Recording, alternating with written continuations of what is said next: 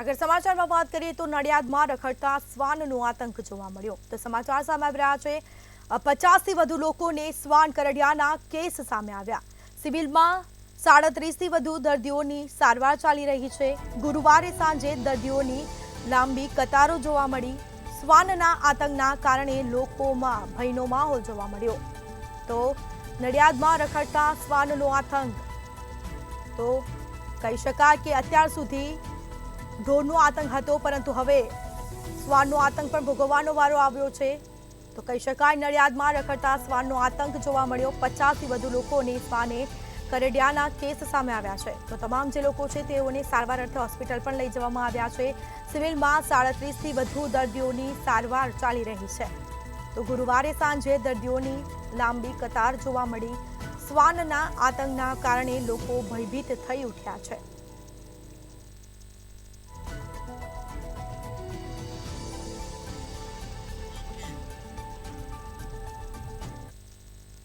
આપનું નામ અને ક્યાં રહેવાનું?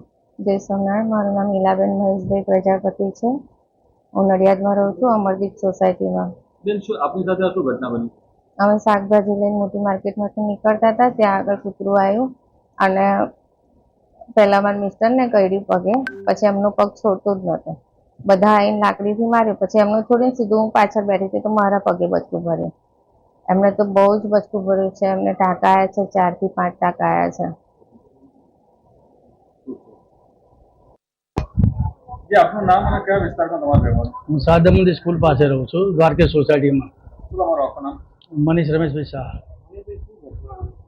હું પ્રજાપતિની વાડી બાજુથી આવતો હતો ને ટર્ન માર્યો, ત્યાં કૂતરું બેઠેલું બ્લેક કલરનું હતું એટલે ખ્યાલ ન આવ્યો એકદમ મને અને સીધું મને બાઇક ઉપર હતો અને બાઇક પગ લઈ લીધો સીધો બચકું ભરી લીધો અને છોડાવા ગયો એટલે મારા હાથ ઉપર બચકું ભરી લીધો, હાથ લઈ લીધો મોઢામાં અને પગમાં એક ટાંકો આવ્યો છે મારે. પછી શું કર્યું? પછી હું બાઇક સાથે પડી ગયો નીચે એટલે એક ભાઈ આવ્યા બાજુમાં અને કૂતરાને કાઢવા ગયો, કૂતરું નીકળી ગયું, ભાગી ગયો, તેથી સીધું નેરબાદ જતો ગયો. પછી જાતે બાઇક ચાલુ કરવા ગયો, પછી બાઇક ચાલુ નહોતું થતું અને આગળ શોપિંગ સેન્ટર છે ત્યાં હું દુકાને આવ્યો અને ત્યાં થોડી એ હાલત અને એ ભાઈ આવ્યા એની પહેલાં મને કીધું કે એક ભાઈને કૂતરું હાથ કરડીને ગયું છે એમ, બ્લેક કલરનું કૂતરું છે અને એ ખૂણામાં બેસી જ રહ્યા છે ત્યાં ખાસ આ રીતે જ.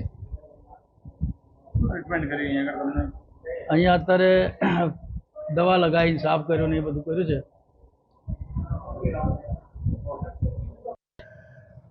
જી સાહેબ, આપનો પરિચય? ડૉક્ટર DR પટેલ, આર્યામા સિવિલ હોસ્પિટલ નડિયાદ.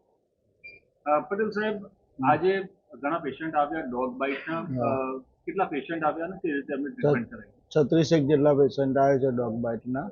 નડિયાદના જુદા જુદા વિસ્તારમાંથી આવે છે. વાણિયાવાડ સર્કલથી, BAPS મંદિરથી, સંતરામ રોડ ઉપર, રિલાયન્સ બાજુ એ બાજુનાથી જુદા જુદા એરિયામાં થાય છે. બધાને એના ઇન્જેક્શન આપવામાં આવે છે, ARV તથા વેક્સિનેશન આપવાનું, બધાને એન્ટીબાયોટિકને જે જરૂર પડે એને સ્ટીચ પણ લેવામાં આવેલ છે. કેવા પ્રકારના પેશન્ટ આવ્યા હતા અને શું ટ્રીટમેન્ટ કરવામાં આવી હતી? કોઈ મેજર ટ્રીટમેન્ટ કરવામાં આવ્યું? એવું કોઈ વધારે સિરિયસ વાળું નથી, પણ બધાને કોઈને જેને જરૂર પડી એને ટાંકા લેવામાં આવ્યા છે, એન્ટીબાયોટિક આપવામાં આવી છે, ઇન્જેક્શન ARV તથા ઇન્જેક્શન ઇમ્યુનોગ્લોબિન પણ આપવામાં આવ્યા છે.